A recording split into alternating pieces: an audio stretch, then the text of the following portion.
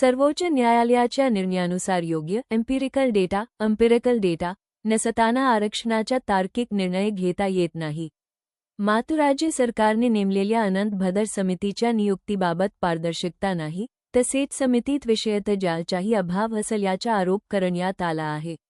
समितीचा अहवाल सादर झाल्यानंतरही तो सार्वजनिक करण्यात आलेला नाही, त्यामुळे लोकांनी नेमक्या कोणत्या मुद्द्यावर आक्षेप घ्यायचे हा प्रश्न निर्माण झाला आहे.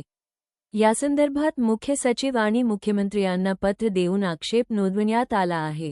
तसेच EWS, आर्थिक दुर्बल घटक, आरक्षण, लेटरल एंट्री आणि शिष्यवृत्तीतील निधी कपात यामुळे मोठं आरक्षण व्यवस्थेवर परिणाम होत असल्याचा आरोप करत हे सगळं राजकीय खेळ असून समाजात फूट पाडण्याचा प्रयत्न असल्याची टीका करण्यात आली आहे. सुप्रीम कोर्टाने एक निर्णय दिला आहे की इम्पेरिकल डाटा जोपर्यंत उपलब्ध नाही तोपर्यंत आरक्षणाचा विचार योग्य रीतीने होऊ शकत नाही, तार्किक पद्धतीने होऊ शकत नाही. आणि या ठिकाणी जेव्हा न्यायमूर्ती अनंत बदर समिती या ठिकाणी नेमण्यात आली, अनंत बदर समितीमध्ये एक सदस्यीय समिती आहे. ती कुणाच्या सांगण्यावरून नेमण्यात आली, कुणी मागणी केली याचा सुतोवाच कुठंच नाही. आणि ते असताना अनंत बदर समितीमध्ये एक्सपर्ट जे लागतात त्या विषयाचे ते एक्सपर्ट अजिबात नाही त्या ठिकाणी. हा दुसरा मुद्दा. तिसरा मुद्दा, आता अनंत बदर समितीचा अहवाल आला.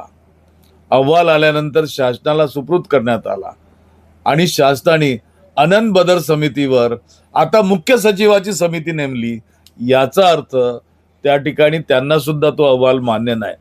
आणि मान्य नसताना ते लोक म्हणजे सरकार मुख्य सचिवाच्या वतीनं आता सुनावणी घेणार आहेत आणि आक्षेप नोंदवा, आपली मतं मांडा असं जे म्हणते आहे.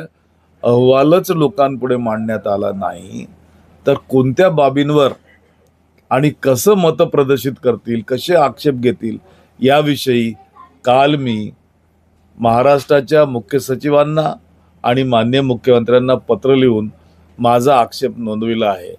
आणि मला तरी वाटतं की ही सुद्धा एक प्रकारची राजनीती चाललेली आहे आणि या राजनीतीमध्ये कुठंतरी आरक्षण संपवण्याचा मोठा घाट या ठिकाणी घालण्यात येत आहे. आधीच सरकारी नोकऱ्यांमध्ये आरक्षणाच्या जागा नाहीत.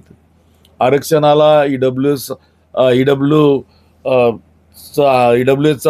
आरक्षण आणून संपवण्याचा घाट घालण्यात आला आणि आर्थिक निकषावरती ते त्या वळवण्यात आलं. लॅटरल एंट्री व्हायला लागल्यात. अशात आरक्षण संपत असताना शिष्यवृत्त्यांमध्ये निधी दिला जात नाही, अन्यत्र वळविला जातो. मला तरी वाटतं की हा सुद्धा एक भारतीय जनता पक्षाच्या सरकारचा मोठा खेळ आहे. आणि जाती जातीमध्ये इंग्रजांनी डिव्हाइड अँड रूल जे वापरलं होतं ना, आता ह्या 59 जातीमध्ये वादविवाद कसे निर्माण होतील आणि हिंदू दलित विरुद्ध बौद्ध दलित, बौद्ध दलित विरुद्ध हिंदू दलित, हे कशी शक्ल पाळता येईल हा प्रकार या निमित्तानं पुढे येताना मला दिसतोय.